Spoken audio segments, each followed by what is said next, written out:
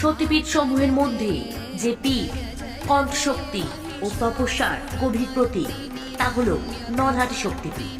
এই পবিত্র স্থানটি অবস্থিত পশ্চিমবঙ্গের বীরভূম জেলার নলহাটিতে, রামপুরহাট রেল স্টেশনের থেকে অতি সন্নিকটে।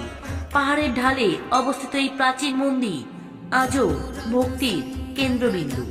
পুরাণ মতে দক্ষ যজ্ঞের পর শিব যখন মাতা সতীর দেহ নিয়ে তাণ্ডব করছিলেন, ভগবান বিষ্ণু সুদর্শন চক্রে মাতা সতীর দেহ খণ্ডিত হলে এই স্থানে পতিত হয় দেবী গলার নড়ি। জনশ্রুতি আছে এই নলহাট শব্দ থেকে স্থানটির নাম হয়েছে নলহাটি।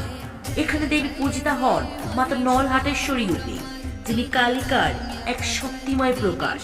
ভৈরব পূজিত হন যোগেশ রূপে, তপস্যা ও যোগ শক্তির প্রতীক হিসাবে।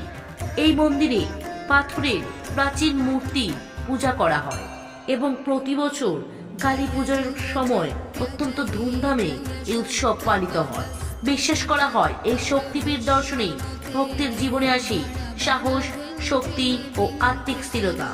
কমেন্টে অবশ্যই লিখবে জয় মা নলহাটেশ্বরী।